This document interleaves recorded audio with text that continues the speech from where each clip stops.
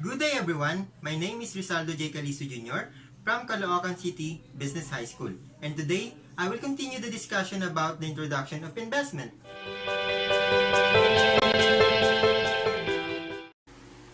You have learned the different types of investments like stocks, bank deposits, and bonds. It is a common misconception that all of these investments will earn for a certain. However, each investment type has inherent risk involved, which nevertheless can be mitigated. The question is there a way to minimize this risk? I will answer that later. In the previous discussion, you recognized the rewards, returns of the various investments. Now we will focus on the risk, particularly on equity investment. We will more concentrate on the quantification of the risk in each investment.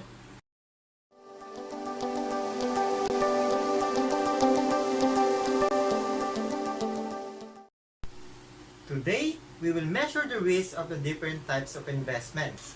Also, we will identify ways on how to reduce investment risk and define how risk is lessened.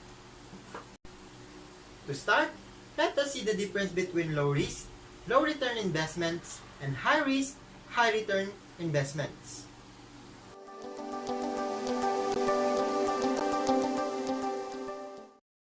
Suppose that I have saved back here 2004 of 10,000. How could it have changed the value over time in 10 years? If I place in a bank time deposit with an interest rate of 3.4% or an equity investment. Let's see table 1. For the time deposit, it shows that from 10,000, it became almost 14,000 in 2014. How about for stocks and equities? Let's see table 2. This data is from Philippine Stock Exchange Index or PSEI. The PSEI is composed of the 30 biggest companies in the Philippines. You can check their website by visiting www.pse.com.ph. Going back to our table, what did you notice? Yes, there are ups and downs. However, from 10,000 my saving had grown to 40,000. Is it great that I earned 30,000 from this investment? Yes, definitely.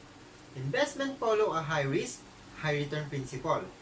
Stocks are volatile and that you can lose significantly from your investment, especially if your investment time frame is short. If the stock investment of a good company is invested over a much longer period of time, stock investments can be financially rewarding as shown in our table PSEI. The value of a bank investment, on the other hand, follows a relatively straight upward line, but only gives low returns due to a low risk taken by the investor. Some will choose bank time deposit and the other will prefer stocks. For investment, there is no right or wrong answer because the choice of an investor depends not just on return, but also on his or her risk appetite. How about you? If you have savings, would you put it in stocks or in a time deposit? Going back to our question earlier, if there is a way to measure the risk, will it help you decide whether to place your money in an investment? Here is the good news. There are ways of measuring risk. Like we all know, risk is the chance that an investment actual return will be different than expected. Risk include the possibility of losing some or all the original investment. The formula for this is total risk equals systematic plus non-systematic risk. To differentiate the systematic and non-systematic risk, we will use table 3. Systematic. To define, this is uncertainty inherent in the entire market. This is also known as market risk and diversifiable risk. Here are the examples. Changes in interest, rates, recessions, wars, and the measurement is beta. Non-systematic risk. To define, this is uncertainty that comes with the company or industry. This is also known as specific risk, diversifiable risk, residual risk. Examples, rumors of a potential default, labor strikes, landslide in a mining company that disrupted the operation, measurement, standard deviation less beta. The formula for beta is the covariance of the investment assets returns, with the returns of the market divided by the variance of the market, Beta can be easily computed through Microsoft Office Excel, but due to the complexity of the formula in terms of manually computing beta, we have here the sources instead on where beta can be found.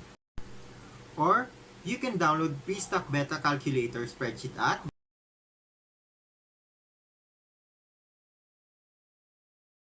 our guide on beta interpretation. If the answer is equal to 1, investment's price will have the same volatility as the PSEI. When we say volatility, it means how much the price of a security, derivative, or index fluctuates. If the answer is greater than 1, investment's price will be more volatile than the PSEI. If the answer is less than 1, investment's price will be less volatile than the PSEI. Let's have an example. A company with a beta of 1.3 means that if the PSEI goes up by 10%, the company's stock price, on the average, will go up by 13%. The reverse is true, which means that if the PSEI goes down by 10%, this company's stock price, on the average, will go down by 13%. Based on the example, it is illustrated that a company with a higher beta is more volatile, and a company with a lower beta is less volatile. The beta computed using the formula given on the table may not be reliable. If the data used are for a short period of time only, using the data covering 5 to 10 years is suggested because such period will often cover the booms and the busts of an economic cycle.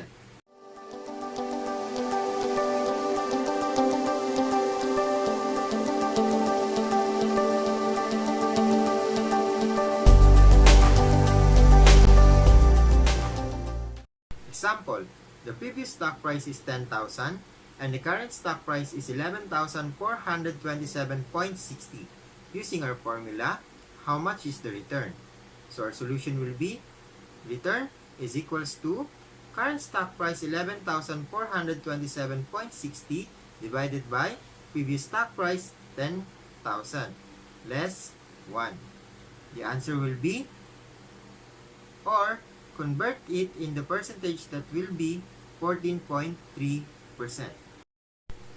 Since you already know how to compute the return, let's proceed in computing the variance. It involves the following steps.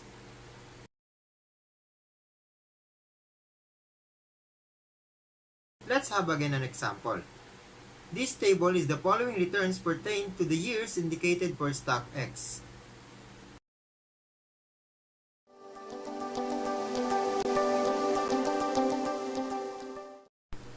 To get the mean, we need to add the returns each year, and the sum needs to be divided by the number of period, just really like getting an average.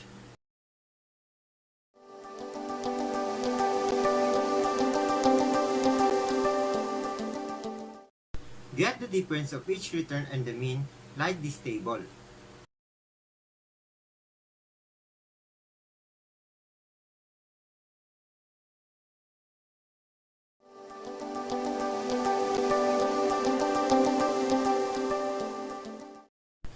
Get the square difference like this table again.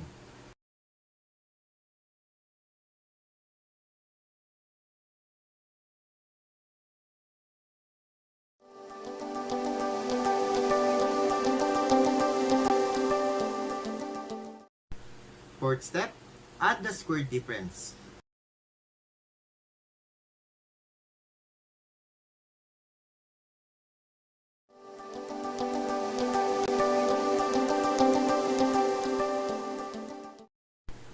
And lastly, divided by the number of periods.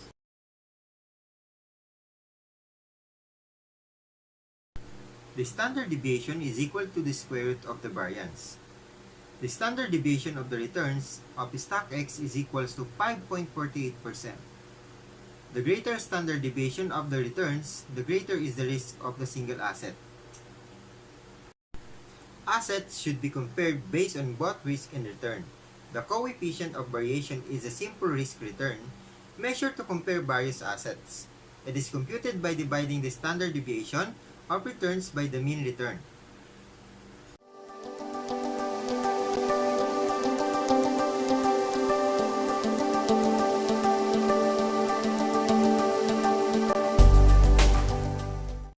Based on this simple measure, Investors should prepare assets with a low coefficient of variation.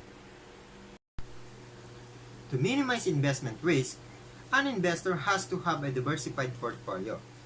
The composition of the portfolio depends on the risk appetite of the investor. On the other hand, an investor who has a higher appetite for risk, like those who is more willing to take a risk, may have a portfolio which is more skewed to equity investments. For you to easily understand, I will show you an example. Let's compare the standard deviation of money invested to 2 stock, 5 stock, and TSEI.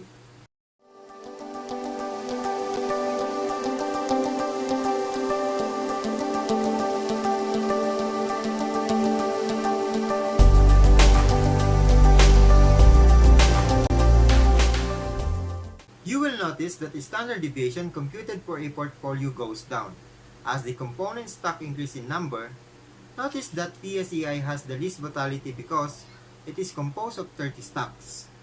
From a portfolio perspective, risk as measured by the portfolio variance or standard deviation can be reduced by combining assets whose returns do not move in the same direction, or at least do not move perfectly together. This will accomplish the same objective of minimizing the risk. For a given level of return, it is objective of the investor to look for these assets, whose returns are not correlated, less correlated, or better yet, negatively correlated. To sum it up, it is recommended that an investor should not put all his money in a single asset and diversify his portfolio in various assets associated with different industries and businesses. As they say, do not put all your eggs in one basket. Thank you for listening.